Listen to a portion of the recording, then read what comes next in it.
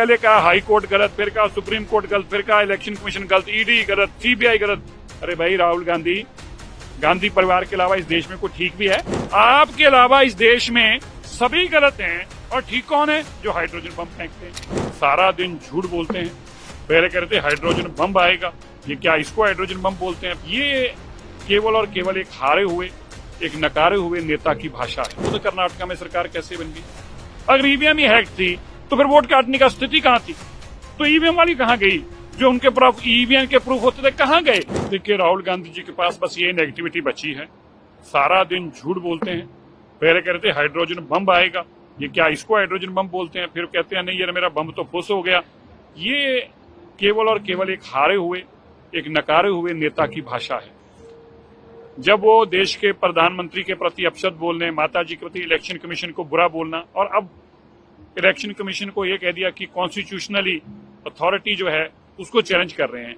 अपनी हार के पीछे इतने लोगों को कटघरे में खड़ना, इतने लोगों को अगर एक ही बात कह देते कि भाइयों आपने मुझे हरा दिया है, मुझे फिर मौका देना, मैं अच्छे काम करूंगा, मेरी पार्टी अच्छे काम करेगी, गलती है तो माफ कर दो, इसी से ही काम चल जाता। लेकिन सभी को पहले कहा हाई कोर्ट गलत, फिर कहा सुप्रीम कोर्ट गलत, फिर कहा इलेक्शन कमीशन गलत, ईडी गलत, सीबीआई गलत। अरे भाई राहुल गांधी परिवार के अलावा इस देश में कोई ठीक भी है? उसका नाम बता सकते हो? बताइए राहुल गांधी जी।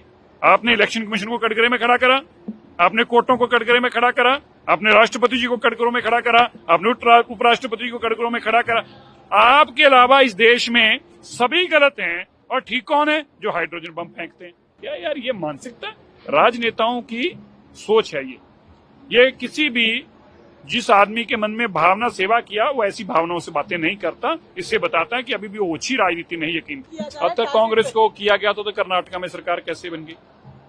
आप एक बताइए। बार बार उनकी एक ही बातें जो हैं, क्या उनकी सरकारें पहले नहीं रही देश भर के अंदर? क्या हिमाचल में उनकी सरकार नहीं बनी?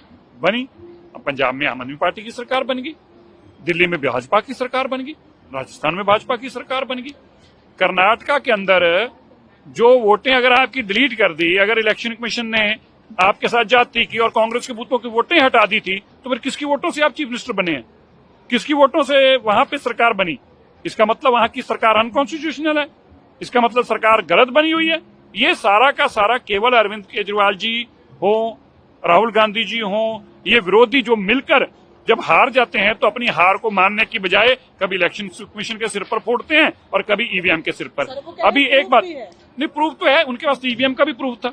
और अगर ईवीएम ही हैक थी तो फिर वोट काटने का स्थिति कहाँ थी?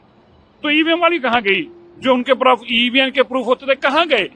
क्योंकि ईवीएम से आजकल बोलना बंद कर दिया। पहले तो कहते थे ईवीएम हैक कर लेते हैं। ये झूठे हैं, बेईमान हैं, हारे हुए हैं।